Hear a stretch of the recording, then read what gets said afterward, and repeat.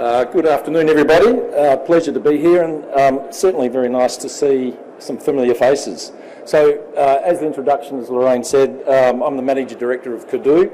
I'm very proud to be here to talk to you about the company. We're at a pretty exciting stage of development, and I think I'd love to share it with you. So, let's start away.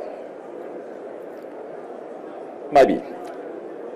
There we go. We just ripped through the normal disclosures. So, in a nutshell, I think it's important just to point out, as mentioned, we're doing two projects. One's a high purity alumina project, and I'll do a deep dive on that in a little while. And the other one, we own a 50% interest in an unlisted proprietary limited company called MinHub that's doing some pretty exciting work in the mineral sands and rare earth separation.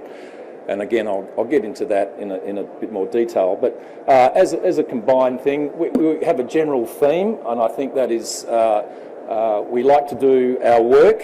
We like to understand what the products are, what our markets are. So we spend a lot of time developing this. We're currently under DFS for the MinHub. That's pretty close to being finalised now.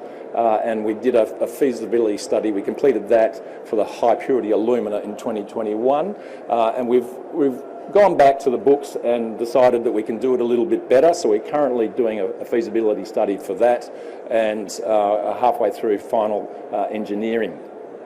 We expect that to be out about March next year, and then go to FID from there. A pretty accelerated time zone, but. Really, at the end of the day, quality, key markets, and growth. So that's probably a summary that I'd like to stick with. Splitting out the two projects, I won't go through it in detail, but you can read it for there, or at least we've got on our website, you can see it yourself, or we can come over to the booth, and I'm happy to talk through it there. But really, again, just accentuating the positives.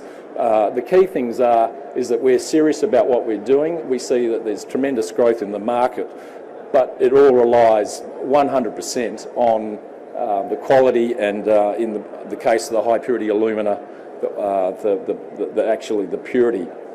Again, some of the things that we're dealing with, I won't go into it in detail, but the focus that we have on these products is immense. We spent a long time developing them, and we're getting to a point where we see great benefit in the marketplace. Sorry, I think I just went back to. So I'll just deep dive into the high purity alumina.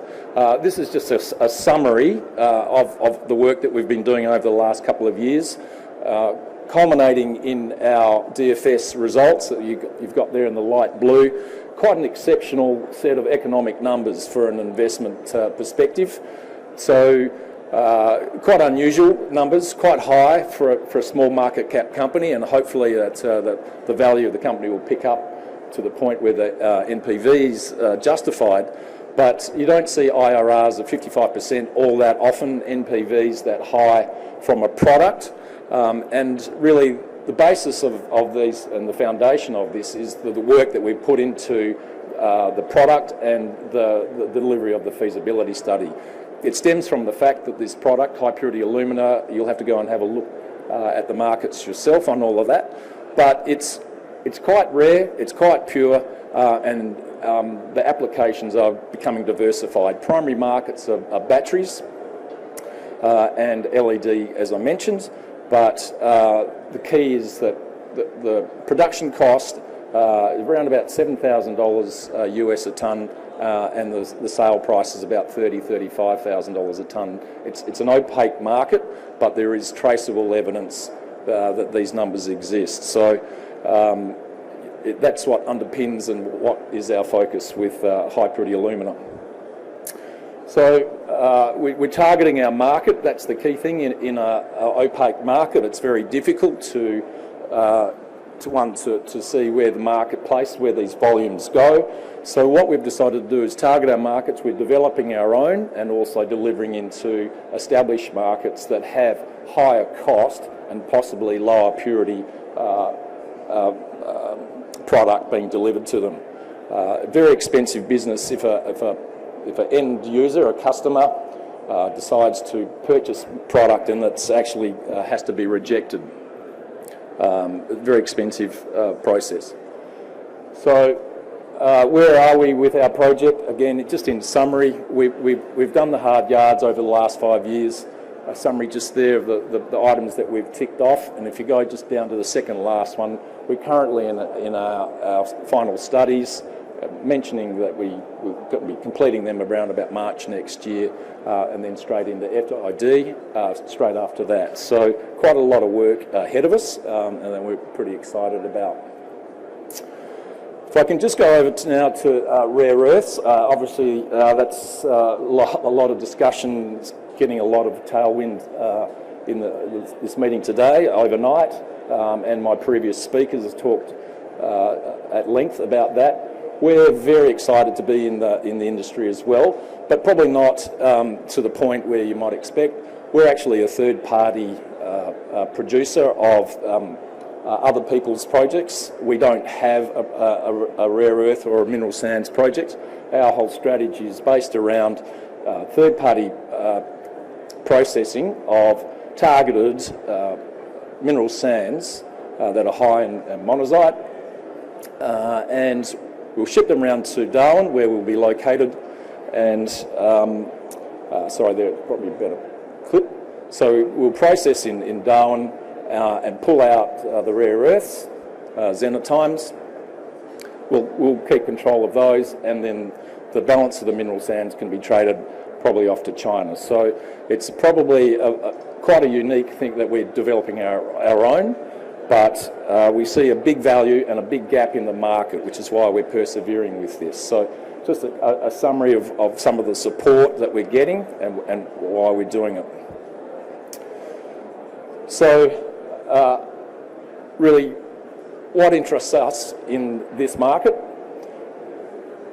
Some highlights there. So we're a collaborative third-party developer, using third-party ores to assist the development of stranded assets, or even to supercharge their returns by doing profit sharing on the rare earths.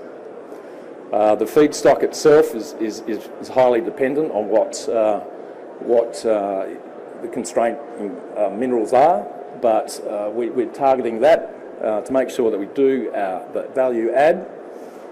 Downstream is obviously a big market for us as well.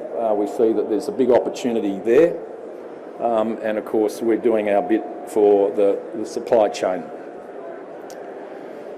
So what are we doing actually there? That's just a little diagram, I think, probably self-explanatory, high level, where we do the third-party treating, goes to MinHub, which is the section that's outlined in the middle. We spin off various suites, go off to different markets depending on what they are, and then the value add really is the right-hand side. So partners are very important to us. We've had a number of key partners that have been involved and will continue to be involved with this, and we see, they see the benefit in having high-grade material added to their story. So we're currently in feasibility study, as I mentioned, finishing that off, and then we'll jump straight into FID and, into FEED, probably about March, April next year, and then knowing that this is all coming, we've been trying to arrange financing, I think, which is the key thing when you're developing two large projects, to make sure that the financing is in place. So we've been working on that, and we think that we've got an admirable solution for that. So all in all, we're very happy way that it's developing, and certainly the recent news and the US interest is helping that along. So just in closing, we just want to talk quickly about ESG. It was a catch cry a little while ago, and you couldn't have a project without it. It's something that some values that we hold dear. It's a very important thing for us to do, particularly on the high purity alumina, where it's a must-have for customers. So we adhere to a fairly rigorous commitment to maintaining a high standard of ESG. So look, thank you very much for your time. If you have some questions, I'm happy to address them over at the booth, or please come and see me at or on the website. So thank you very much. Have a good day. Thank you.